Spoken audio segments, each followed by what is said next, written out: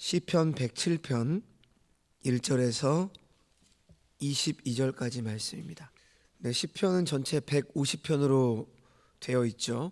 그리고 이것을 5권으로 나누는데요. 자, 오늘 우리가 살펴볼 시편 107편부터 시편의 마지막 5권이 제5권이 시작이 됩니다. 제5권에는 모두 44편의 시편이 있는데 다른 권보다 많죠. 그리고 시편에는 찬양시가 총 29편이 있는데 그 중에서 18편이 시편 5권에 들어 있습니다. 무엇보다도 5권에는 표제어가 없는 시편, 그러니까 저자 미상, 기자 미상의 시가 많이 있죠. 44편 가운데 28편이 누가 기록했는지 알지 못합니다.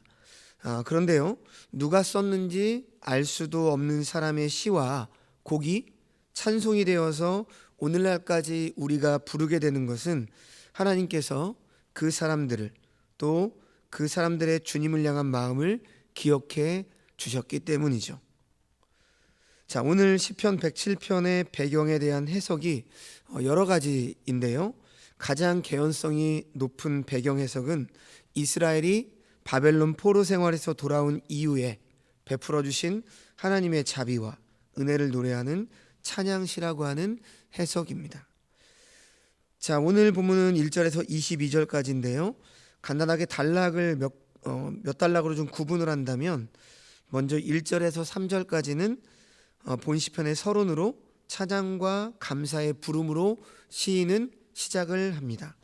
그리고 4절에서 9절까지는 광야에서 길을 잃은 여행자와 같았던 이스라엘의 역사를 고백하고 있고, 10절에서 16절은 쇠사슬에 묶인 죄수와 같았던 이스라엘의 역사, 그리고 17절에서 이제 22절까지는 병든 사람과 같았던 이스라엘의 역사를 소개하고 있습니다.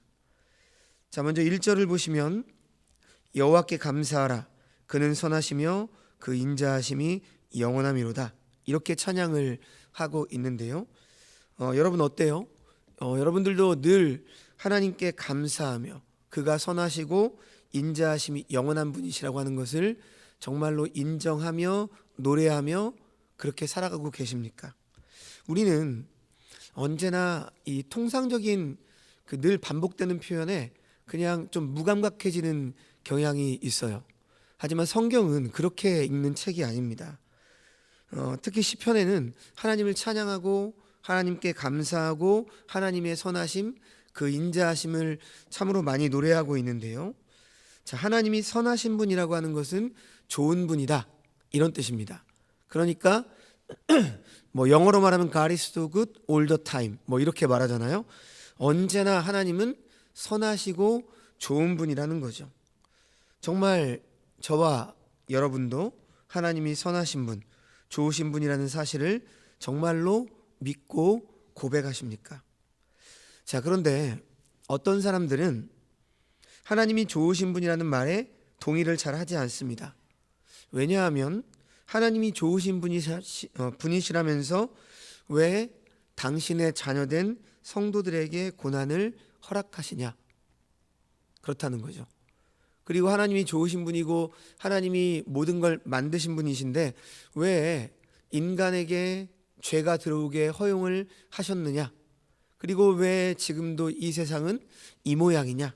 왜 세상에서는 불의가 넘치고 불법이 성행하고 있는데 하나님은 지금 뭐 하고 계시냐? 하나님이 좋으신 분이시라면서 왜 이 세상을 그냥 내버려 두고 계시냐? 이렇게 따지는 것이죠. 그리고 우리가 기도하면 응답을 해주신다고 했는데 응답대로 안 이루어질 때가 너무나도 많고, 때로는 응답이 된다 한들 우리가 간곡하게 기도하면 마치 적선하듯이 하나씩 응답을 던져주시는 그런 어찌 보면 심술쟁이 할아버지, 그런 분과 같다고 생각을 하는 것입니다. 여러분 어떠십니까? 여러분도 혹시 이렇게 하나님을 생각할 때가 있지 않으세요? 내 인생 가운데 잘 되지 않고 왜 나에게 이런 일이 일어났나? 왜 다른 사람은 잘 사는 것 같은데 왜 나에게는 이런 아픔이 주어지고 왜 불합리한 일들이 일어날까? 그러면서 우리는 어느 순간 우리의 인생만을 생각하고 하나님의 큰 뜻, 그리고 하나님의 계획, 그리고 하나님이 얼마나 전능하시고 얼마나 우리의 모든 인생을 계획해 놓으셨는지 이 사실을 잊어버리죠. 그렇게 잊어버리다 보면 하나님의 선하심, 인자하심, 그 영원하심을 우리는 잊어버리기 시작하는 것입니다. 자, 앞에서 말한 이러한 생각들, 하나님의 선하심에 대한 우리의 잘못된 생각입니다. 하나님의 선하심, 하나님이 좋으신 분이다 라고 하는 이 말씀은 여러 가지로 말씀을 드릴 수 있겠지만 그냥 우리 개인에게 적용을 해보죠. 그 무엇보다 우리의 구원, 우리의 영생에 있어서 선하시고 좋으신 분이다, 이렇게 말씀을 드릴 수 있습니다. 하나님께서는 죄와 허물로 죽었던, 그래서 영죽을 우리를 위해서 당신의 독생자이신 예수 그리스도를 이 땅에 보내셨고, 그리고 우리의 모든 죄를 깨끗게 하셨습니다. 그래서 하나님과 화목해 하셨고 구원의 은혜, 영생의 복을 받게 되었던 것이죠. 성도 여러분, 바로 하나님께서는 우리에게 이렇게 가장 좋은 것으로 은혜를 거저주시는 분이세요. 우리가 이 땅에서 어떤 꼴을 당할지라도, 우리가 때로는 정말 너무나도 비참한 상황을 당할지라도 하나님은 언제나 선하세요.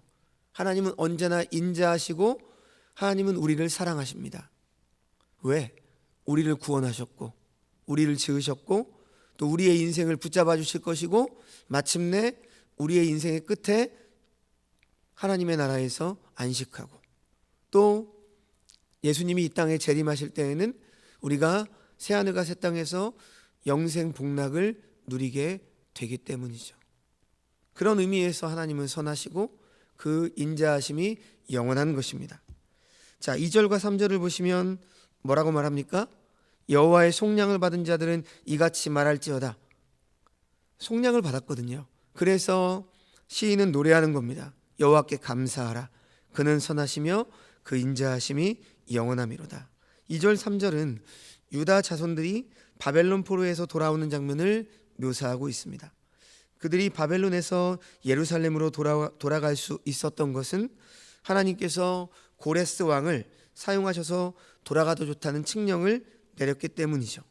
그래서 시인은 3절에서 하나님께서 자기 백성을 불러 모으셨음이 감격스러워서 동서남북 각 지방에서부터 모으셨다, 이렇게 노래하고 있습니다.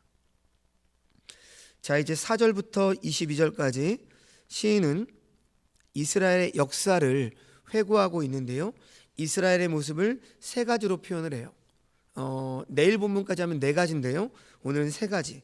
자, 첫 번째는 4절에서 9절 말씀인데, 이스라엘이 마치 광야에서 길을 잃은 여행자와 같았다, 이렇게 말씀을 합니다. 광야 또는 사막의 큰 특징은 꼭 필요한 것이 부족하거나 없는 곳이죠.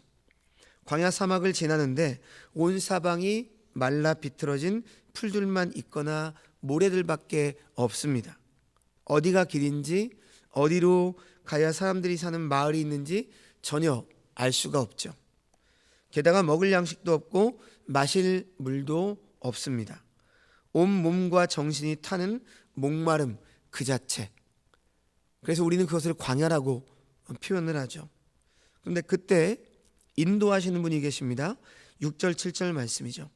이에 그들이 근심 중에 여호와께 부르짖으매 그들의 고통에서 건지시고 또 바른 길로 인도하사 거주할 성읍에 이르게 하셨도다. 하나님께서 그 부르짖음을 외면하지 않으십니다. 그래서 그들을 고통에서 건지셔서 거주할 성읍으로 인도해 주셨다, 이렇게 노래하고 있습니다. 성도 여러분, 인생의 광야나 인생의 사막에서 우리가 길을 잃었을 때 아무 방향으로 가거나 잘못된 사람, 잘못된 가르침을 따르면 더 길을 잃게 되고 거주할 성읍은 더 찾을 수가 없게 됩니다. 그러나 그때 반드시 하나님께로, 하나님의 말씀으로 우리는 돌아가야 합니다. 그래야 거주할 성읍을 찾을 수 있게 되는 것이죠. 왜냐하면 하나님께서 말씀하시는 것이 거주할 성읍으로 가는 가장 바른 길이기 때문이죠. 그래서 시인은 계속해서 8절 9절에서 이렇게 노래합니다. 여호와의 인자하심과 인생에게 행하신 기적으로 말미암아 그를 찬송할지로다. 그가 사모하는 영혼에게 만족을 주시며 줄인 영혼에게 좋은 것으로 채워주심이로다. 자, 지금 본문에서 기적이라고 하는 말은 분리하다, 구분하다에서 온 말인데요, 인간의 한계를 뛰어넘는 것이죠. 시인은 인생 광야에서 거주할 성읍으로 인도받는 것이 기적이라고 말합니다. 자, 그것이 가능한 이유는 하나님의 인자하심 때문이고 하나님은 줄인 영혼에게 좋은 것으로 채워주시기 때문이다. 이렇게 노래하고 있습니다. 자, 이제 10절에서 16절 말씀을 보시면 두 번째로 이스라엘은 마치 쇠사슬에 묶인 죄수와 같았다. 이렇게 말씀을 합니다. 감옥에 갇힌 이 모습은 유다 자손들이 바벨론에서의 포로 생활의 곤고함을 나타내는 것이죠. 이방 땅에서 포로 생활이 얼마나 서글프고 괴로웠겠습니까? 그런데 인생이 감옥에 갇힌 것과 같은 것은 지금도 수많은 사람들에게 일어나는 일이죠. 시인은 10절과 11절에서 흑암과 사망의 그늘에 앉으며 곤고와 쇠사슬에 매이게 된 것이 하나님의 말씀을 거역하며 지존자의 뜻을 멸시했기 때문이다. 이렇게 말씀을 합니다. 사람들은 자기 마음대로 살아보기 위해서 하나님의 말씀을 떠나고 하나님의 뜻을 외면해 보죠. 하지만 그것이 감옥으로 바뀌어 있는 것을 확인하는 것은 그리 오래 걸리지 않습니다. 사람들이 자유를 누리기 위해서 어떤 것들을 탐닉하면 결국 그것에 중독이라는 감옥에 갇히게 되는 것이죠. 그러므로 성도된 우리는 오직 하나님의 말씀에 매이고 하나님의 뜻에 순종하는 것이 진정한 자유인이 되는 것입니다. 혹시 하나님의 말씀, 율법, 하나님이 가르치시는 해라, 하지 마라, 이런 말씀들이 우리가 살아가면서 우리의 삶을 옥죄고 우리의 삶을 제한한다고 생각을 하십니까? 그러나 하나님의 말씀은 안전한 울타리와 같아요. 울타리에 있는 게 가깝게 보일 수 있겠지만 그렇지 않습니다. 하나님이 만든 울타리는 우리를 보호하고 우리를 지키는 울타리죠. 말씀으로 우리를 지키시고 그 말씀의 울타리 안에 있을 때 우리는 그 어떤 것들을 해도 자유할 수 있습니다. 그래서 진리를 알지니 진리가 너희를 자유케 하리라. 이렇게 주님께서 말씀하고 있는 거죠.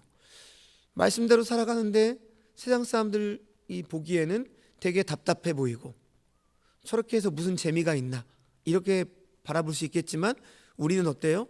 진리를 알기 때문에 우리가 자유한 겁니다. 자, 12절에서 14절 말씀도 보십시오.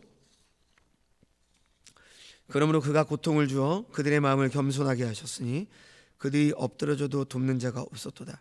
이에 그들이 그 환난 중에 여호와께 부르짖음에 그들의 고통에서 구원하시되 흑암과 사망의 그늘에서 인도하여 내시고 그들의 얽어맨 줄을 끊으셨도다. 자, 하나님의 말씀과 하나님의 뜻을 벗어나는 삶을 사람들에게 주시는 처방전은 어떤 처방전입니까? 우리의 인생에게 고통을 주시죠. 그래서 마음을 겸손하게 하셔서 도움을 받을 수 있는 사람이 없게 하시는 것입니다. 그래야 어떻게 되겠어요? 도움의 출발점이 되시는 하나님께 돌아오고 간구하기 때문이죠. 우리의 인생이 그렇단 말입니다. 인생의 궁극적인 매임에서 풀어 자유하게 하시는 분은 오직 하나님 한 분이시기 때문이죠. 자, 계속해서 15절에서 16절 말씀 보시면 여호와의 인자하심과 인생에게 행하신 기적으로 말미암아 그를 찬송할지로다. 그가 논문을 깨뜨리시며 쇠빗장을 꺾으셨음이로다.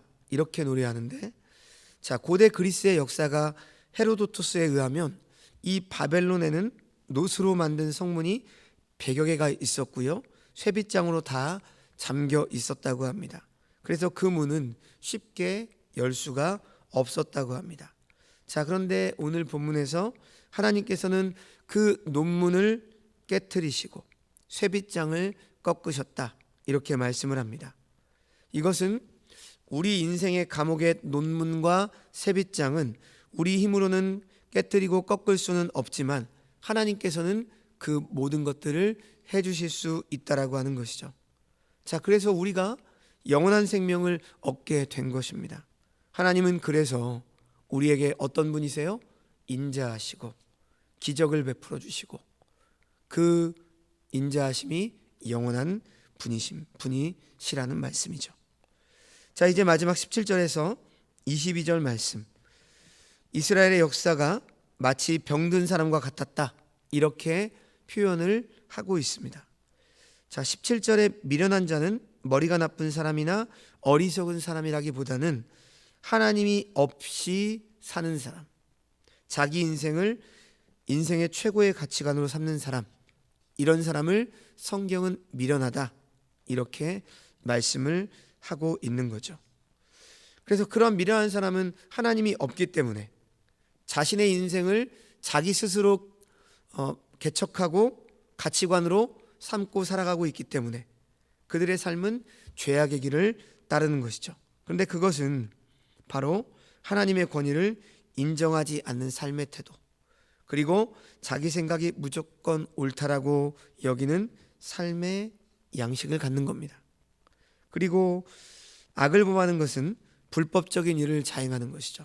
결국 하나님 없는 삶을 사는 사람은 그의 삶의 길 자체가 휘어지고 뒤틀려 있을 뿐만 아니라 그런 길 속에서도 불법을 행하는 길을 살아갑니다. 삶의 틀도 바르지 않고 틀 속의 삶도 바르지 않습니다. 그리고 그런 삶을 살아가는 사람은 고난을 받을 뿐 아니라 18절 말씀에 아무런 음식도 먹을 수 없는 지경이 되어서 죽음의 그림자가 문 앞에 드리워져 있다, 이렇게 표현을 합니다. 결국 죄의 삭은 사망이다, 이렇게 말씀하는 거예요. 그 결말은 죽음이고 사망이다. 자, 19절에서 20절 말씀. 이에 그들이 그들의 고통 때문에 여호와께 부르짖음에 그가 그들의 고통에서 그들을 구원하시되 그가 그의 말씀을 보내어 그들을 고치시고 위험한 지경에서 건지셨도다. 미련한 사람이 자신의 바르지 못한 틀과 그 속에 바르지 못한 삶으로 인해서 아무런 음식도 먹을 수 없고 죽음의 그림자가 드리워져 있을지라도 그가 부르짖으면 인자하신 하나님께서 그를 고치시고 건져 올려주신다라고 말씀을 합니다. 여러분, 그래서 하나님은 인자하신 분이세요. 하나님은 우리의 아버지시죠. 아버지는 자녀를 절대 버리지 않습니다. 자녀는 아버지가 싫다고 뛰쳐나가죠.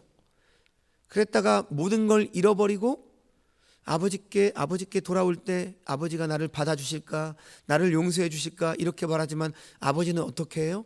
매일매일 집 나간 아들이 언제 돌아올까 바라보고 계시는 분이 바로 아버지입니다. 우리의 인생을 하나님은 그렇게 바라보고 계신 것입니다. 그러니까 인자하신 분이시죠. 그래서 중요한 것은 그를 고치시고 건져 올리시는 방법이 어떤 방법입니까? 하나님의 말씀을 보내옵니다. 우리를 고치시는 방법이 바로 말씀으로 고치신다는 것이죠. 그래서 우리가 아무리 힘든 상황 속에 있을지라도 또 사망의 음침한 골짜기를 걸을지라도 하나님의 말씀이 있으면, 그리고 하나님의 말씀을 의지하면 거기에서 우리는 건져 올라올 수 있는 겁니다. 정확히 말하면 하나님께서 우리를 건져 올려 주시는 것입니다. 왜냐하면 하나님의 말씀은 영원한 생명의 말씀이기 때문입니다. 그래서 우리의 신앙생활에서 하나님의 말씀은 아무리 강조해도 지나침이 없는 것입니다. 자, 말씀을 마칩니다.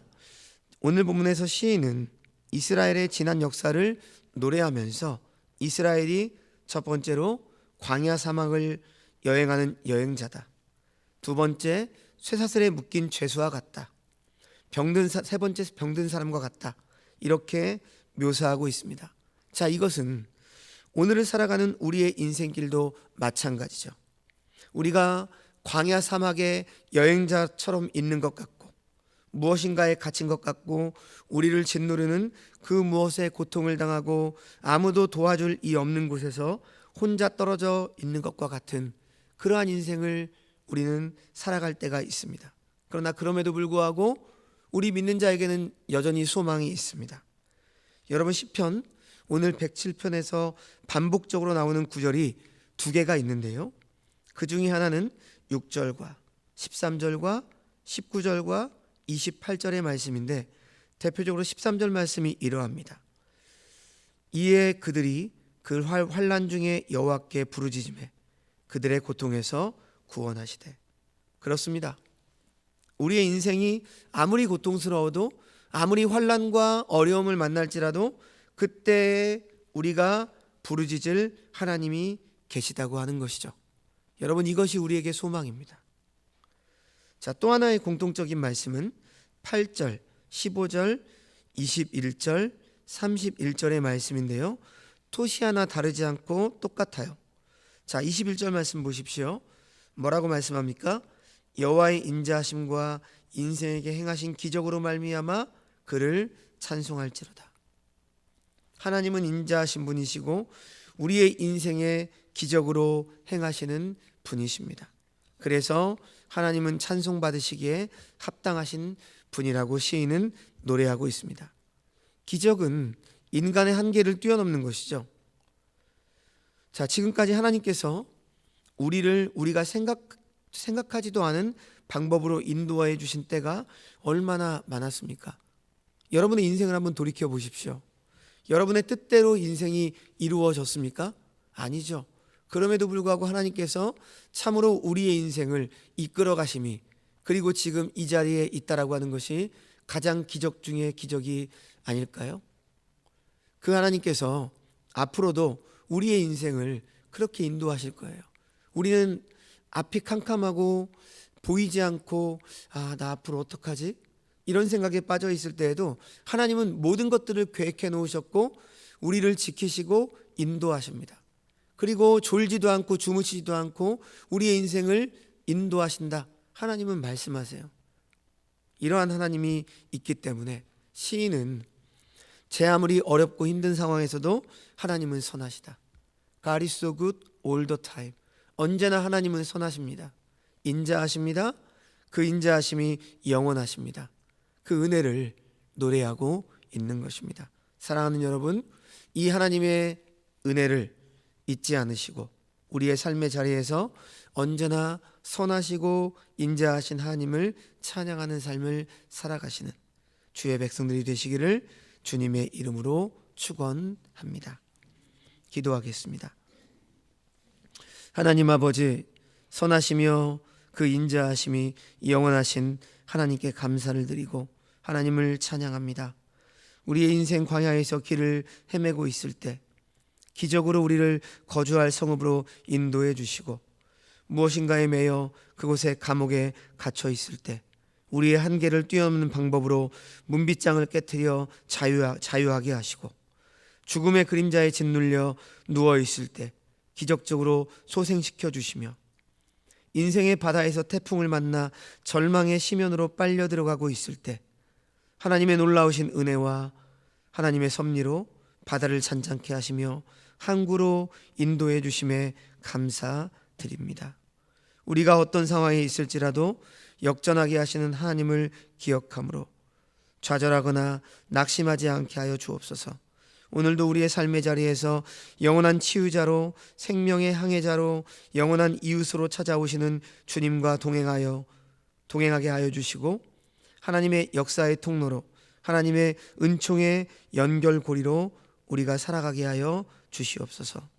간절히 바라옵기는 오늘과 남은 우리의 평생이 하나님의 인자하심 속에 있게 하여 주시옵소서. 모든 말씀 예수님의 이름으로 기도합니다. 아멘.